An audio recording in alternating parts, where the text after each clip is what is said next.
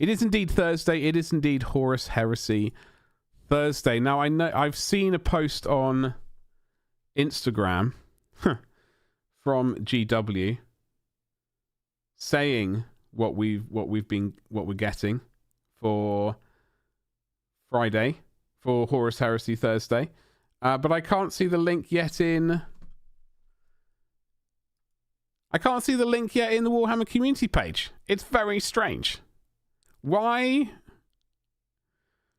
Why do they do that? It's the most frustrating thing ever. I'm just wondering if I can potentially find it in Instagram and then sort of somehow swipe the link. So we're still on the old face cam. We do have Instagram. See if I can find it somewhat quickly. Also, check me out on Instagram at gloriousminiatures.com. Actually, no, Glorious Miniatures. I also have not posted there in ages, but that is going to be changing once I get to painting again, which is going to be a delicious thing. I am desperately speeding. Have we found it? It's so strange. It's so strange. However, to give you a little hintlet of, also I'm looking rather blue. I don't think I'm normally this blue. This color, this is white. Well, it's whiter than that. So evidently I need to do some color changing stuff. Let us go to, just very quickly, hopefully this is the right page. This is what we're getting today. This is what we're getting today. By the looks of it, the Blood Angles are getting some weapons, which is a sweet thing. They get the, well, we're gonna read the article when the article appears, but it looks like they get some specific bolt guns. They get some. Are these Inferno guns? Is that what the Blood Angels have? Iliastus assault cannon, which is great because I'm going to yoink one of those for my sweet Imperial fists. They get a sword, double-headed choppy thing, and a spear as well, which is pretty sweet. But if you go over to there, I bet you it appears now. Just to irritate me. It wasn't there, I swear. It hasn't been there for the last 22 minutes.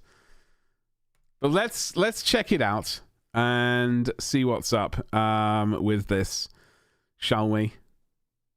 Yes, we shall. So, Heresy Thursday on the 18th of January 2024.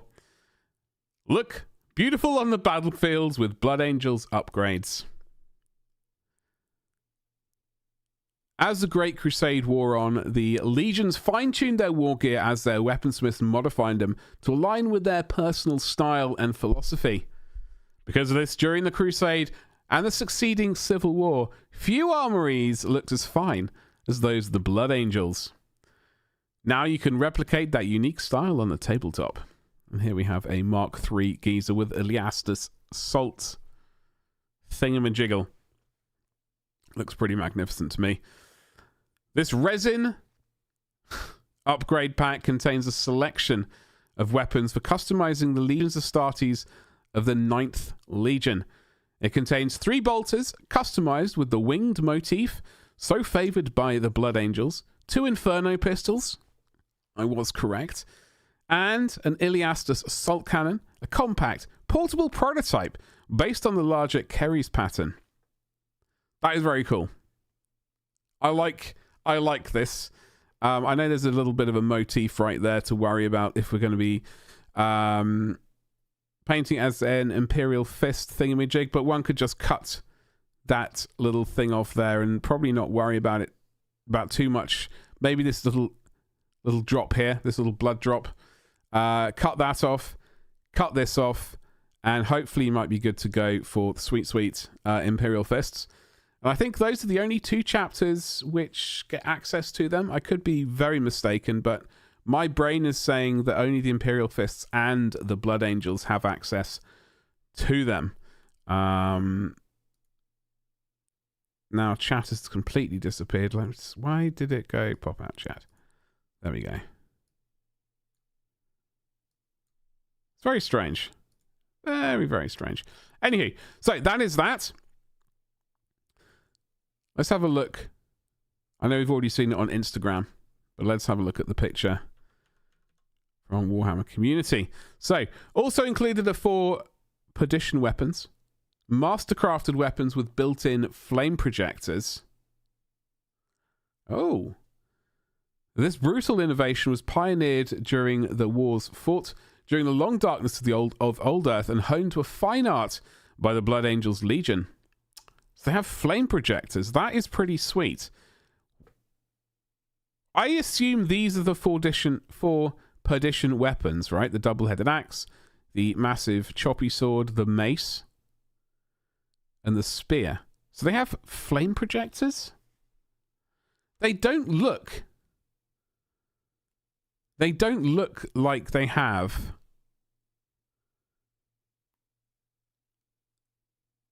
the equipment needed to make them like spew flame. Like I see these little divots, like these little blood tears here. They've all got them. And that is where flame could be flying out of at the same time as chopping. You know, like that could be it, but like in the actual body of the weapon, you don't see any sort of gas canisters, petrol canisters, I don't know, whatever. Promethium sort of cans, etc. You don't see that, so I don't quite understand it, but whatever. It is 40k. There's a lot to not understand, which is fine. Oh, hello. Blood Angel Tech Marines would often fit Iliastus assault cannons to their tanks, both as pintle weapons and in twin-linked configuration for the turret, which in time became known as Baal Predators. With the Resin Blood Angels Predator upgrade pack, you can upgrade your own tanks with these armaments and blast your foes away in a hail of withering fire. These are both expert kits made of forgeworld resin, and they will be released later this year. Right. Okay, I like this. I like this a lot, because it means that I can use them for my Imperial Fists. I can have the... Obviously, I'm kind of waiting to see if they do a plastic Sikaran Punisher, which is the massive rotor cannon thingamajiggle Sikaran tank that they have. It's currently available in resin from Forgeworld, etc., but I would very much like that in plastic if possible. I'd be surprised if it doesn't appear, but who knows. However, as a legendary Imperial Fist player, we can have these bad boys on a Predator. I'm pretty sure that, like, off the top of my head, I'm pretty sure they're twin-linked. I could be very mistaken on that. However, that is not the end of the world. We also get access to these Iliastus assault cannon things for like Predators and other tracked vehicles, Sikarans, etc. So I can always, like, the dream is to get one of these pintle mounted. I think what was the Forge World resin kit which came out, the Imperial Fist specific one, the Defensor, Locust Defensor, I think it was. So it was a geezer with one of these things, just like, you know, shooting away. Get one of those, get one of these, and then not pintle, what's the weapon? Sponson mounted Iliastus assault cannons as well, just to shoot all the bullets and pin all of the people. That's the plan. Whether or not it's a legit a real plan remains to be seen. So that is Horus Heresy Thursday as it currently stands. The Blood Angels are finally getting a little bit of love. They're getting some resin weapon upgrades. Definitely a great thing. I mean, they got 18 legions to be dealing with. Obviously, they've mostly focused on Imperial Fists and Sons of Horus because they are kind of the poster boys for the second edition of Horus Heresy, the Age of Darkness. So getting a bit more access to, like, the Blood Angels are having some love, which is a great thing. Obviously, I'd fully expect the remaining legions to also get some sweet... keep calling everything sweet. Resin upgrade weaponries like this. What I'm personally wanting to see are plastic breacher kits. Obviously I'd like to see Mark IV Marines. Those would be great. Plastic breacher Marines would be great. Whether or not we see them, because we've had the assault troops, the ones, the jump packs. It would be nice to see. I would imagine they'll do a box of 10 breaches. I would like to see that, because then all the chapters get to use breaches, unsurprisingly. Then I can have them for my Imperial Fists, and I can also have them for my Death Guard once I sort of get onto that, and things like that. Speaking of my Death Guard, they're currently in a box, as you can see, with a couple of Dreadnoughts, a couple of Contemptor Dreadnoughts, and a Leviathan currently. I'm still trying to figure out a list that I would like to do, but I am working on it. Saying that, I have got a setup. So behind this very bright light, which I've got up there, and behind the camera, I have got a little sort of camera setup. I'm going to rotate this light around, and then hopefully I'm going to be able to start recording some building videos. They're not going to be amazing. I mean, they're going to be amazing videos. Don't get me wrong, but they're not going to be massive kits because of the setup and the amount of space that's basically available in this house.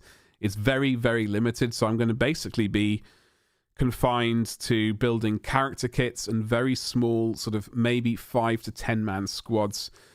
I don't think I'm going to be able to build vehicles, etc. Due to like how far the camera is away from the desk and all that kind of stuff. I can't really do much about it.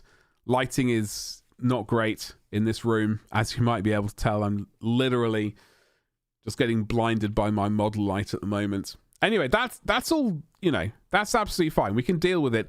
There is a sort of end to the very dark tunnel that we've been in for at least a year and a half now, if not verging on 2 years.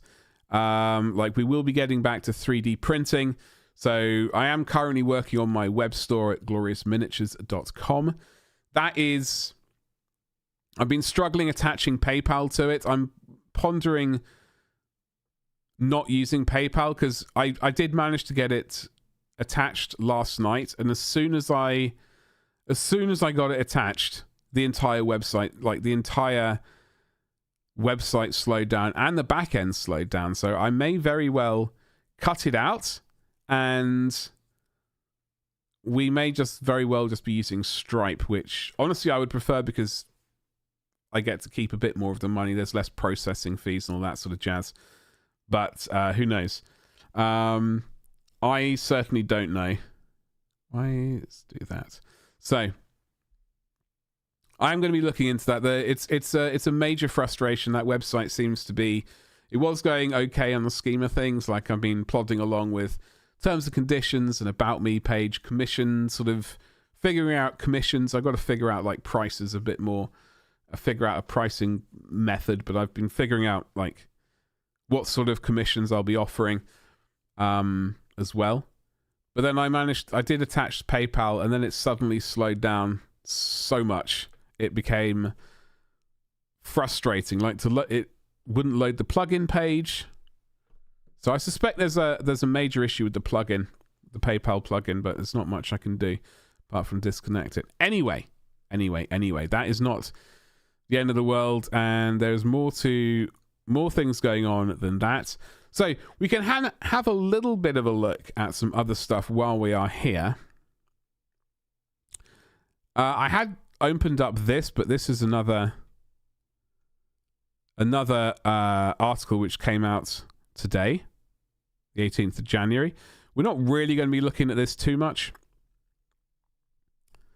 This is 40k focused. I seem to think this channel is mostly veering, like, as much as I love 40k, I think I see that it will be veering slightly off towards Horus Heresy in the old world - more time. But we'll see about that. There's not really much I wanted to talk about in this particular article. So this was the yesterday's post about the Old World Almanac, the art of remastering a classic miniature. So they haven't, it turns out they haven't just literally re-released old miniatures. They have remastered them. So obviously with like molding technology and casting technology has like improved since, I don't know, 20 years or whatever. So some of these things have been, some of these older models, whilst they still are old, they have been modernized a little bit. I believe the Scorpion, what do they call it? Tomb Scorpion? Has made it easier to assemble and more posable. It's now all ball joints, which is so much like, I've never built that kit, and frankly, I've never even seen it. I don't think before very, very recently. But the old kits, you just kind of locked the limb in position, and that was about it when it came to movability. They've also sculpted a third one of these carrion birds right here. I don't know which is the third one they sculpted, but that is a good thing. Definitely still in the style of the older miniatures, but I think, I don't know, just looking at them, I couldn't really tell which is the newly sculpted one, which I guess is a good thing when it comes to sort of melding the units together. This one actually, it's a resin miniature. Apparently this didn't have anything in it before. This is a newly sculpted sort of face coming out of the sand of this, I think I called it a tomb, a box, whatever it is. This is the Bretonnian trebuchet. They've resculpted all of the rivets, etc. I don't know when this is coming out. I wish my 3D printer was I wish my 3D printers were up and running, because I have a trebuchet miniature that I can sell. I just need to be able to print them, which is a major frustration, because like all the old world stuff is coming out. I have access to a lot of like not old, well, let's call it old world style miniatures. They're still very much in that sort of thing, and they've got those sorts of armies. We've got Bretonnian-esque, Empire, Orcs and Goblins, Dwarves. I'm looking forward to printing out that army. Tomb Kings, Vampire army. What else? Am I missing one? I think Elves are in the works as well, potentially. So yeah. Now, I did consider the Tomb Kings box set. I came pretty close to purchasing it, but I wasn't like, I can't remember when the Tomb Kings initially came out. But when I think of Age of Sigmar, when I think of Warhammer Fantasy, I have like, there are three kind of armies which spring to mind when I think of them. Well, actually four. Bretonnians and Empire. Those are the first two. Like, I always think of brightly coloured knights. And then I think of massive gun lines of the Empire with cannons and all that fun stuff, which I absolutely love. Which is why I have an Empire Free Guild army in Age of Sigmar, which I am looking for. I am going to repaint them. I'm going to keep that as an Age of Sigmar army so that I can technically play it. I'd imagine the list needs some finagling, but whatever. And then also, so the Orcs and Goblins. Mostly I think of Goblin armies when I think of Warhammer Fantasy. Less so Orcs, but I know Orcs are around, obviously. And then the other one is the Undead, because of sweet Nagash. Yeah. So those are the four armies I really think of. I don't necessarily think of Tomb Kings at all. Like, they don't really come on my radar, so to speak. Saying that, if they were to bring out another one, I was having a brief chat on my Twitch stream, in fact, at twitch.tv/gloriousbadger, which is where I'll be going after this stream. We'll be doing I think we'll be playing a tiny bit of COD and then going on to play some Hitman once my brain has chilled out a little bit. However, we were having a little bit of a chat about Old World, and Obviously, Kislev came up. Obviously, that came up. I would imagine after this season of the old world has been and done, and they've looked at the numbers and they've said, yes, this was a great success. We weren't expecting everyone to buy everything. Maybe in season 2, they will bring out Kislev. That would be amazing. That would be very amazing. What I said as a sort of addendum to that was, what I would also like to see, I don't care about Chaos Dwarfs, don't care about them. I would like to see the Pirates of Sartosa, or the Sartosan Pirates, however you want to call them. I would like to see them. I know they barely had any miniatures. They had an amazing pirate captain. I might get that miniature. I know it's ridiculously priced, but the pirate captain, love that mini. And what else did they have? I think they had maybe a couple of other miniatures. They need to absolutely bring that. They need to bring out the Pirates of Sartosa, Kislev, and Cafe. That's what I reckon they would. I mean, if I was considering it, that's what I would do. I know Cafe's very east of where like the old world is set, which is an issue. Kislev, north, and then Sartosa. I think they're west, aren't they? Not entirely sure. My geography isn't amazing of the old world, but it's certainly much better than the Age of Sigmar, that's for sure. So yeah, this is, they have fiddled around with these kits, added little bits, sharpened up some things. So it's not literally just the old kits, just recast. They have spent some time to make things still look old world, right? But freshened it up, let's say. I did so out of Tomb Kings. I almost did get this box set. Mostly based on the fact that I would like to paint a Necro Sphinx at some point. And honestly, I can't even remember seeing these snake things before, or these larger whatever these things are called. All I do remember when I think of Tomb Kings, basically the Necro Sphinx and the Bone Giant, which just look always so goofy to me. That's really kind of stretching the, like, I know I do like the old style miniatures like a lot.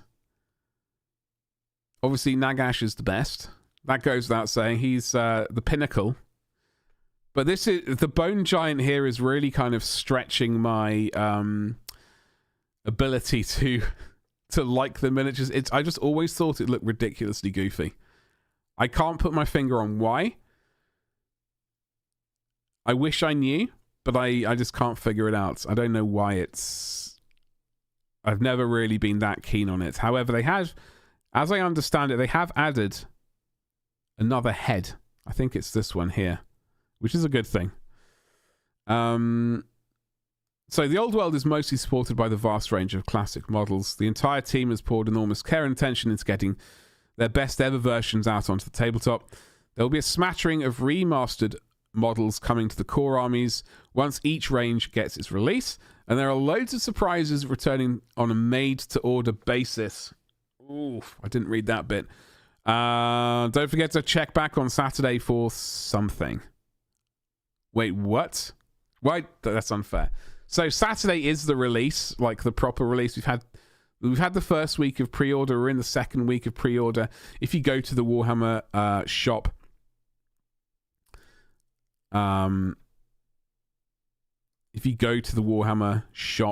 here, their delicious new website, you will see that a lot of it. Okay, let's click on Bretonia. I did click on that, right? 4 hours later, a lot of it is sold out. A lot of it is sold out. The Pegasus Knights are still up for pre-order. I did get the box set, so I will be getting this bad boy, which already has some Pegasus Knights in. I almost considered getting, I did consider getting the Battle Standard Bearer on Royal Pegasus, but that is essentially, as I understand it, the same as the General, but he's got a banner and probably a little bit, like the actual characters changed a little bit. What I really wanted, but I, didn't order in time because it was such a disaster. The Handmaiden and the Lady, Questing Knight Paladin, and the Battle Standard Bearer. Right here. These 3 kits I really wanted. And I will be getting.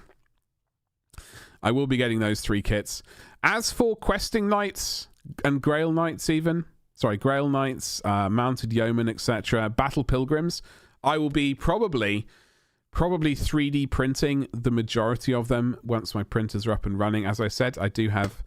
and I am selling, or I will be selling, Knights and Battle Pilgrims, etc.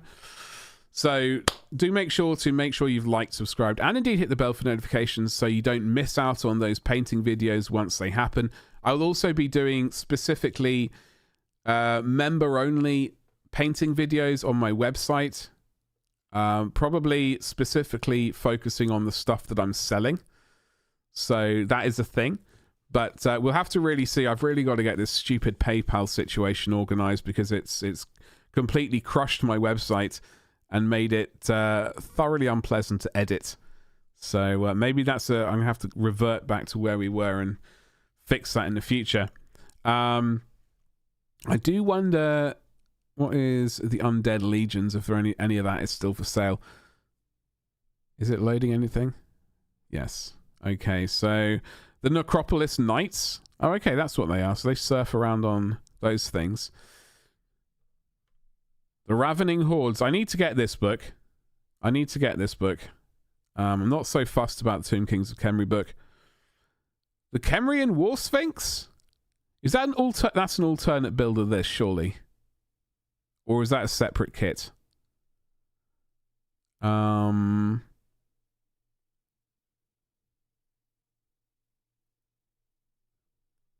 This multi-part kit builds a Necro Sphinx. Okay, so this seems to be...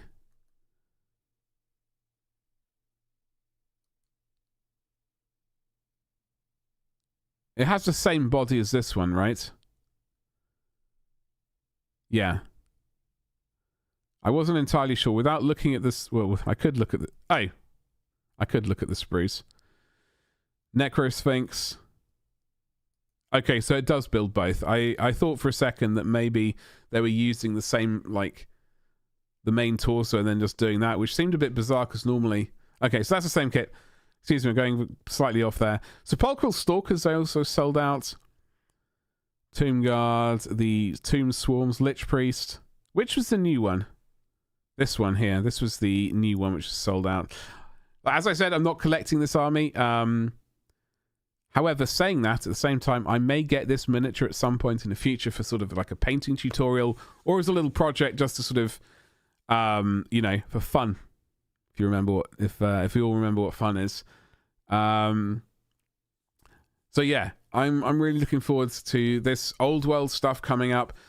As for other stuff on this channel, I would personally like to be doing, well, obviously we're going to do Horus Heresy, an old world. I'm never gonna, I'm not, I was going to clarify, I'm not completely ruling out Age of Sigmar stuff. I will very happily paint up characters and stuff like that for Age of Sigmar, and also I will get back to my Empire or Free Guild army for Age of Sigmar. They definitely need, the miniatures, they're okay painted, but they definitely need some refinement. So I will be returning to painting that army. So while we're not concentrating on Age of Sigmar, there will be Age of Sigmar content smattered around. But the main focus, I think, is mostly going to be kind of Horus Heresy, the old world. And then in a little sort of caveat to that, we're also going to do Necromunda and more time as well, obviously. And combined with those two bits, that is the sort of, I think we'll do some scenery making. I love the idea of making a town of basically more time. We will attempt to do some scenery making at some point, but we've really got to get cracking with the painting tutorials and miniature building and all that kind of fun stuff once the studio's up and running. I'm really looking forward to it. So hopefully you like this video, you've smashed the subscribe button and hit the bell for notifications so you are able to follow me along on this journey. But we got a few months ahead of us before the studio's built. It's the architect is like doing the plans right now. The plans have to be delivered to the I've forgotten what they're called now. Both like the local council and indeed the conservation officer, who needs to make sure that we're not doing anything crazy and out of keeping for this sort of era house. But yeah, so we do have general goals for this going forwards for the channel. I'm going to Adepticon in March. I'm not going to be doing any tutorials or any I won't be doing any I've decided I'm not going to go to any classes or anything like that. I just want to chill out and have a lovely time. I haven't been to the States in probably since 2008, which is way too long. Like, I do love America, but it's been way too long since I've been able to get out there. I'm really looking forward to getting back. Catching up with some people that I've met, that I've known for ages over on Twitch, and not managed to meet because they live in a different country. So, that is Adepticon in March. When I come back in April, end of March, beginning of April, we'll see the state of the studio. Yeah, I don't know. Hopefully it's progressing. And then my brain is suggesting probably sometime in May we'll get stuff done. Now I do have a couple of things organized for this year that I'm both unable to and honestly unwilling to change when it comes to like time off. I've got my mother's she's turning an age, I'm not going to say publicly, so she's having a big family do away from home, so that requires probably up to a week of being away, and then a couple of weeks in June, and then that's it. Then it's basically nose to the grindstone, and we're going to be doing as much as we possibly can. I do want to keep doing these streams and the Sunday preview stream on Sunday evening, where we look at the Warhammer Sunday preview. This stream here, it could well evolve into a sort of hobby stream. I'm not entirely sure. And once we're in this new studio, I may very well just go live and just be working away. Like have the camera, like a web camera, a couple of web cameras focused on the desk, and I'll just be working away. The stream will be live, and but I won't be really I'll be interacting a little bit, but mostly concentrating on the work and that kind of stuff. I like the idea of that, just also because it gives me access to some footage that I can cut into videos as well, which would be a good thing. And anyway, that's all I really got to say. I got to have a look at this. So yes, we have been looking at what have we been looking at? We've been streaming for almost 40 minutes. Don't forget to smash that like button. It really does help with the analytics and all that kind of stuff. Dropping a comment below, also a great thing. And that's all I really got to say. So I am going to fire up OBS and get my hand there. I will say thank you so much for hanging out with me today and watching the video. If you are watching the video, don't forget to like, subscribe, hit the bell for notifications. If you have been chilling out in the background, lurking away, thank you so much for the lurks. Every little helps. We are pushing on towards hitting that first goal of monetization here on YouTube. It is going to be very important that we hit those goals. But I'm not going to be stressing about it too much until the studio happens. But if we can hit that goal before then, that would be an amazing thing. So thank you so much, and I'll see you on Sunday, or I'm going to see you over on Twitch at twitch.tv/gloriousbadger. in about 10 minutes. Less than 10 minutes. Yeah, so see you then. Thank you and goodbye.